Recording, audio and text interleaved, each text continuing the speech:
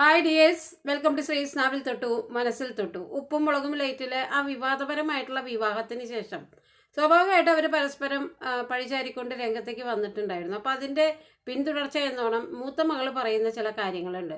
ഒന്നാമതായിട്ട്, വിവാഹം നിശ്ചയിച്ച് അല്ലെങ്കിൽ വിവാഹത്തിൽ ചെക്കൻ്റെ വീട്ടിലേക്ക് പോകുന്നതിൻ്റെ മുമ്പ് തന്നെ ചെക്കൻ്റെ ഈ വിവാദപരമായിട്ടുള്ള ചാറ്റിൻ്റെ സ്ക്രീൻഷോട്ട്, ഈ അശ്ലീല ചാറ്റിൻ്റെ സ്ക്രീൻഷോട്ട് ഒരു കൂട്ടുകാരി വഴി മൂത്ത മകളുടെ കയ്യിലെത്തുന്നു. അവരത് വീട്ടിൽ ചർച്ചയാക്കുന്നു. സ്വാഭാവികമായിട്ട് കല്യാണ പെണ്ണിനോട് അത് പങ്കുവെക്കുന്നു. പെണ്ണ് അതിൻ്റെ ഡീറ്റെയിൽ ചോദിക്കാനായിട്ട് പറയുന്നു. അപ്പോഴേക്കും ഇവർ ചെക്കൻ്റെ വീട് കാണലും അങ്ങനെയുള്ള കാര്യങ്ങളൊക്കെ കണ്ടിന്യൂ ചെയ്തുകൊണ്ടിരിക്കുന്നുണ്ട്. അപ്പോൾ കൂട്ടുകാരിയോട് ചാറ്റിലൂടെ ഇതിൻ്റെ ഡീറ്റെയിൽസ് ചോദിക്കുകയും, കൂട്ടുകാരി ഇത്തിരി തിരക്കുള്ള ആളായതുകൊണ്ട് തന്നെ അത് കാണാനായിട്ട് ചുരുങ്ങിയത് ഒരു മാസം വൈകി കാണും. അപ്പോഴേക്കും ഇവിടെ നിശ്ചയം ഏകദേശം ആയിക്കഴിഞ്ഞു. അപ്പോൾ കൂട്ടുകാരി ഇതിൻ്റെ സീരിയസ്നെസ് പറഞ്ഞ് മനസ്സിലാക്കുന്നു. അത് ഇവർ വീട്ടിൽ പറയുന്നു. അപ്പോഴേക്കും ഏകദേശം നിശ്ചയമായി.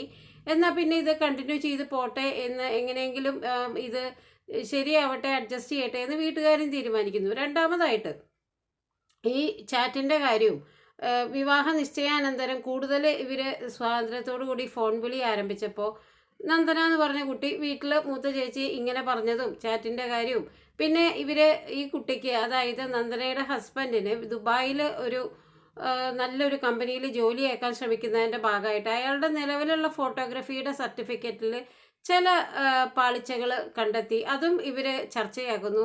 അപ്പോൾ ഈ പുതുതായിട്ട് കല്യാണം കഴിക്കാൻ വരുന്ന ചെക്കനെ സംബന്ധിച്ചിടത്തോളം കല്ലുകടി എന്താണെന്ന് വെച്ചാൽ, തൻ്റെ ഒരു എതിരാളികളെ പോലെ ഇവർ തൻ്റെ സർട്ടിഫിക്കറ്റ്, തൻ്റെ അശ്ലീല ചാറ്റ്, ഇതൊക്കെ മൂത്ത ചേച്ചി വഴിയാണ് വീട്ടിൽ ഉന്നയിക്കപ്പെടുന്നത് എന്നാണ് അതിലെ ഏറ്റവും പ്രധാനപ്പെട്ട കാര്യം. അപ്പോൾ അവരെ ഒരു ശത്രുപക്ഷത്ത് കാണാനുള്ള ഒരു ടെൻഡൻസി ചെറുക്കൻ്റെ ഭാഗത്തുണ്ടായി. സ്വാഭാവികമായിട്ട് ഈ ചെക്കൻ നന്ദനെ വിലക്കാണ്, നീ അവരുടെ കാറിൽ കയറണ്ട, അവരുമായിട്ട് അധികം സംസാരിക്കേണ്ട. അപ്പോൾ ഇവൻ ഈ പറയുന്നതിൻ്റെ ഭാഗമായിട്ട് ഈ കുട്ടി മൂത്ത ചേച്ചിയോടും ഹസ്ബൻഡിനോടും കൃത്യമായിട്ടുള്ളൊരു യുദ്ധം പ്രഖ്യാപിക്കണ പോലെ അവരെ കളിയാക്കുന്നു, പല രീതിയിൽ അവരെ ഇൻസൾട്ട് ചെയ്യുന്നു. സ്വാഭാവികമായിട്ട് അവരും റിയാക്ട് ചെയ്യുന്നു. അവർ നീ എന്നെ ഇങ്ങനെ കുറ്റം പറയരുത്, എൻ്റെ കാറിലിരുന്ന് എന്ന് പറയുന്നു. ഒരു ദേഷ്യത്തിന് ആ ചേച്ചി പ്രൊവോക്കഡായിട്ട് പറയുന്നതാണ്. അപ്പോൾ പിന്നെ ആ കുട്ടി ഇവരുടെ കാറിൽ കയറുന്നില്ല. പിന്നെ ഇനി നീ എൻ്റെ ഫോണിൽ അവനോട് സംസാരിക്കേണ്ടെന്ന് പറയുമ്പോൾ സ്വാഭാവികമായിട്ട് അതിലും പ്രശ്നങ്ങൾ ഉണ്ടാവുന്നു. അങ്ങനെ ഇവർ തമ്മിലുള്ള, ഈ ചേച്ചിയും ഹസ്ബൻഡും ഈ കുട്ടിയും വരാനുള്ള ഭാവി വരനും അടക്കം ഒരു യുദ്ധപ്രഖ്യാപനം അവിടെ ഇങ്ങോട്ട് ഉണ്ടാവുകയാണ്. ഇവർ തമ്മിലുള്ള വഴക്കിലൂടെ ഉരുത്തിരിഞ്ഞു വരുന്നതോ, ഈ ഭാവി വരൻ ഭയങ്കര അന്ധവിശ്വാസിയാണ്, കൂടോത്രത്തിൽ വിശ്വാസക്കാരനാണ്. അപ്പോൾ അയാൾ ഇനി അയാളുടെ സ്വന്തം വീട്ടുകാർക്കെതിരെ വരെ ഇങ്ങനെയുള്ള കാര്യങ്ങൾ ചെയ്യുന്ന ആളാണ്. അപ്പോൾ സ്വാഭാവികമായിട്ട് നിങ്ങൾക്കെതിരെ ചെയ്യാനുള്ള ചാൻസ് ഉണ്ട് എന്നുള്ള ഒരു സംസാരം വരെ അവിടെ ഉണ്ടാവുകയും, പിന്നെ ഈ ഭാവിവരൻ്റെ ഫോണിലെ സ്റ്റാറ്റസ് മുഴുവനും ഇങ്ങനെയുള്ള ഗൂഢോത്രത്തിൻ്റെ സിമ്പല് കാണിക്കുക. സ്വാഭാവികമായിട്ട് ഈ ചേച്ചി പാനിക്കാവുന്നു. അതായത് നമ്മൾ കാറിൽ സഞ്ചരിക്കുന്നതാണ്, നമ്മുടെ കുഞ്ഞിനെ വീട്ടിൽ ഏൽപ്പിച്ചിട്ട് നമ്മൾ വർക്കിന് പോണതാണ്. അപ്പോൾ ആ വ്യക്തിയുടെ ഈ ഇങ്ങനെയുള്ള സ്റ്റാറ്റസൊക്കെ കണ്ട് ഇവർക്ക് ഭയങ്കര ഡിസ്റ്റർബഡായിട്ട് ഇവർ യാത്രയിൽ അത് ബ്ലോക്കാക്കുന്നു. പല രീതിയിലും ഈ അനിയത്തിയുടെ ഹസ്ബൻഡ് ആവാൻ പോകുന്ന ആളുമായിട്ടുള്ള വഴക്കിൻ്റെ കല്ലുകടി, അതിൻ്റെ തീവ്രത അച്ഛനും അമ്മയിലേക്കും കൂടി പടരുകയാണ്. പിന്നെ ഇവരുടെ സമ്മതമില്ലാതെ ഇവർ ചെക്കനും കുഞ്ഞിനും കൂടി എങ്ങടോ പോയി. അപ്പോൾ സ്വാഭാവികമായിട്ട് കല്യാണത്തിന് മുമ്പ് തന്നെ ഇത്തരം കാര്യങ്ങളിൽ അതിലും കല്ലുകടി ഉണ്ടായി. അപ്പോൾ പൊതുവെ വീട്ടിലെ രംഗം വളരെയധികം കലുഷിതമായി. ഇത് കുറച്ചും കൂടിയും സീരിയസ് ആവാൻ കാരണം, ഈ കല്യാണപ്പെണ്ണ്, അതായത് ഈ കുട്ടി ഇവിടെയുള്ള കാര്യങ്ങളൊക്കെ ഒന്നൊഴിയാതെ അയാൾക്ക് ചോർത്തി കൊടുക്കുകയാണ്.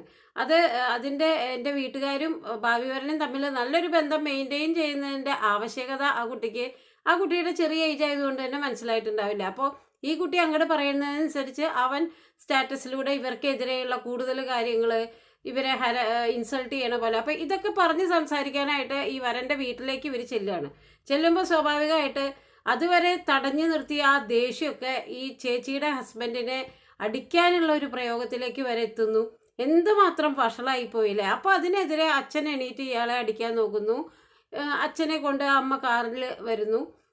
ബാക്കിയുള്ള ഈ ചേച്ചിയും ഹസ്ബൻഡിനെയും വീട്ടിൽ ഇവരെ ലോക്ക് ചെയ്യുന്നു ഇവരുടെ അമ്മ.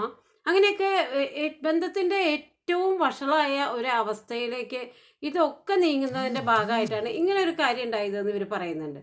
നമ്മുടെ ഒരു അനിയത്തിയുടെയോ അല്ലെങ്കിൽ നമ്മുടെ കൂടപ്പിറപ്പിൻ്റെ ഒരു ഭാവിയെ ബാധിക്കുന്ന ചില പ്രശ്നങ്ങൾ, ആ ചെക്കൻ്റെ ഭാഗത്തു നിന്നുള്ള ചില നെഗറ്റീവ്സ് ചൂണ്ടിക്കാണിച്ചു. അത് വീട്ടിൽ ഡിസ്കസ് ചെയ്തു. അത് അച്ഛനും അമ്മയും അതിന് നല്ല രീതിയിൽ മൂത്ത ചേച്ചിയുടെ കൂടെ നിന്നു. ഇതൊന്നും അറിയാതെ ഭർത്താവാൻ പോകുന്ന ചെക്കൻ്റെ ആ ഒരു ബ്രെയിൻ വാഷിൽ പെട്ട് ഈ കുട്ടി അയാളെ പറ്റി പറയുന്നതൊക്കെ അവിടേക്ക് ചോർത്തി കൊടുക്കുന്നു. അപ്പോൾ അയാളുടെ മനസ്സിൽ ഇതിൻ്റെയൊക്കെ കുഴപ്പം മൂത്ത ചേച്ചിയും ഹസ്ബൻഡുമാണ് എന്നുള്ള ഒരു അസംഷനിൽ അയാൾ എത്തുന്നു. പ്രത്യേകിച്ച് പെണ്ണുപിടിയൻ എന്നുള്ള മൂത്ത ചേച്ചിയുടെ ഭർത്താവിൻ്റെ പരാമർശമടക്കം ഈ കുട്ടി അയാളോട് പറഞ്ഞു കൊടുത്തിരിക്കുന്നു. അതിൻ്റെ ഒരു തീവ്രമായിട്ടുള്ള ഒരു നിലപാടിൽ അയാൾ പറയുന്നു അവർ വിവാഹത്തിൽ പങ്കെടുക്കാൻ പാടില്ല, അതിനെതിരെ അച്ഛനും അമ്മയും അത് പറ്റില്ല, അങ്ങനെ ഒരു വിവാഹം ഞങ്ങൾ നടത്തില്ല. അപ്പം അങ്ങനെയൊക്കെ ഏറ്റവും മോശമായ സിറ്റുവേഷനിലേക്ക് ഒരു കാര്യം പോയി അത് ഇവരെ സമരസപ്പെട്ട് ചർച്ച ചെയ്യാനായിട്ട് അയാളുടെ വീട്ടിൽ പോകുന്നു. അയാൾ ഈ ചേച്ചിയുടെ ഹസ്ബൻഡിനെ കണ്ട ഉടനെ ഇത്തരം കാര്യങ്ങളൊക്കെ എനിക്കെതിരെ പറഞ്ഞ ആളാണല്ലോ എന്നുള്ള അലിഗേഷൻ, ആ ഒരു ദേഷ്യം കൊണ്ട് അയാൾ അടിക്കാൻ ഓങ്ങുന്നു. അച്ഛൻ അതിനെതിരെ റിയാക്ട് ചെയ്യുന്നു. അപ്പോൾ രണ്ട് കുടുംബത്തിൻ്റെ ഏറ്റവും മോശമായിട്ടുള്ള ബന്ധത്തിൻ്റെ ആ തകർച്ച അവിടെ പൂർത്തിയായി എന്നുള്ളതാണ്. എന്നാൽ പിന്നെ ഇനി ആ വിവാഹം നടത്തണ്ട എന്നുള്ള ഒരു തീരുമാനത്തിൽ അച്ഛനും അമ്മയും എത്തുമ്പോഴാണ് അതിൻ്റെ ക്ലൈമാക്സിലാണ് ആ കുട്ടി ഇയാളോടുള്ള സ്നേഹം അല്ലെങ്കിൽ പ്രണയം കാരണം ഇയാളുടെ ഒപ്പം ഇറങ്ങിപ്പോണത്.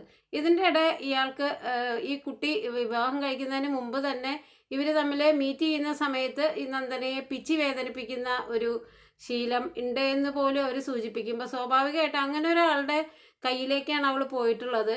അയാൾ നല്ലവനാണോ എങ്ങനെയാണ് എന്നുള്ള കാര്യമൊന്നും തീരുമാനിക്കപ്പെട്ടിട്ടില്ല. അപ്പോൾ അങ്ങനെ ഒരു അവസ്ഥയിൽ ഇനി കൂടുതൽ അലിഗേഷൻ ഇവർ ഈ യൂട്യൂബിൽ വന്ന് പറയുന്നതിനോട് യാതൊരു വക യോജിപ്പുമില്ല. ഇവർ പറയുന്ന ഓരോ കാര്യവും അതിൻ്റെ ഇരട്ടിയായിട്ട് ആ കുട്ടിക്ക് അവിടെ നിന്ന് നെഗറ്റീവ്സ് അനുഭവിക്കേണ്ടി വരും. ആ കുട്ടി വേറൊരു വീട്ടിലാണ് താമസിക്കുന്നത്. അപ്പോൾ മൂത്ത കുട്ടി പോയി കഴിഞ്ഞാൽ അയാൾക്ക് വീടുണ്ടായിരുന്നില്ല, അയാൾക്ക് ബന്ധുക്കളുണ്ടായിരുന്നില്ല. വീടുണ്ടായിരുന്നെങ്കിലും അയാൾ ബന്ധുക്കളുമായിട്ട് സഹകരിച്ചിരുന്നില്ല. അതുകൊണ്ട് തന്നെ മൂത്ത കുട്ടിയെ വളരെ സ്നേഹത്തോടു കൂടി ഇപ്പോഴും ആ പെൺകുട്ടിയാണ് അയാളുടെ ലോകം എന്നുള്ള രീതിയിൽ നല്ല രീതിയിൽ അവളെ നോക്കിക്കൊണ്ട് നടക്കുന്ന ഒരു ഹസ്ബൻഡ്. അതിൻ്റെ നേരെ വിപരീതമാണോ രണ്ടാമത്തെ കുട്ടിക്ക് എന്നുള്ളൊരു ആകുലതയിലാണ് അവർ ഇത്രയും പ്രശ്നങ്ങൾ അച്ഛനും അമ്മയായി പറയുന്നു. അയാളുടെ നെഗറ്റീവ്സ് അവിടെ ചർച്ച ചെയ്യപ്പെടുന്നത് ഒന്നൊഴിയാതെ ഈ കുട്ടി അങ്ങോട്ട് ചോർത്തി കൊടുത്തതിൻ്റെ ഭാഗമായിട്ടാണ് ഇത്രയും മോശമായത് രണ്ട് ഫാമിലിയും തമ്മിലുള്ള ബന്ധം.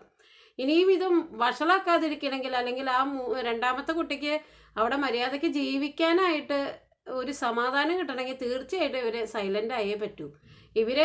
ഓരോ നിമിഷവും ഇങ്ങനെ റിയാക്ട് ചെയ്യും തോറും അതിൻ്റെ അവിടുത്തെ എല്ലാ പ്രശ്നങ്ങളും ഫേസ് ചെയ്യേണ്ടി വരിക. 18 വയസ്സായിട്ടുള്ള ആ ചെറിയ പ്രായത്തിൽ അതിന് താങ്ങാൻ പറ്റാത്ത പല പ്രശ്നങ്ങളും സ്വന്തം വീട്ടുകാർ തന്നെ കൊടുക്കുമ്പോൾ ആ ട്രോമ താങ്ങാൻ പറ്റാതെ ആ കുട്ടിക്ക് അവിടെയുള്ള ആളുകളുടെ എന്തെങ്കിലും മോശമായ റിയാക്ഷനും കൂടി താങ്ങാൻ പറ്റാതെ വരുമ്പോൾ അതിനെന്തെങ്കിലും പ്രശ്നങ്ങൾ ഉണ്ടാകുമ്പോഴും നിങ്ങളായിരിക്കും ഇരുന്ന് കരയേണ്ടി വരിക. അപ്പോൾ ദയവ് ചെയ്തിട്ട് ഇത്തരം കാര്യങ്ങളൊക്കെ പബ്ലിക്കിൽ ചർച്ച ചെയ്യുന്നത് ഇനിയെങ്കിലും നിർത്തുന്നതായിരിക്കും രണ്ട് കൂട്ടർക്കും നല്ലത്. ഇതിൽ ഏറ്റവും അധികം വേദനിക്കുന്നത് ആ പാരൻസ് തന്നെയാണ് കേട്ടോ. അവർക്ക് വല്ലാത്തൊരു വേദനയിലൂടെയാണ് അവർ കടന്നു പോകുന്നത്. എല്ലാവർക്കും നന്മ വരട്ടെ. നന്ദി, നമസ്കാരം.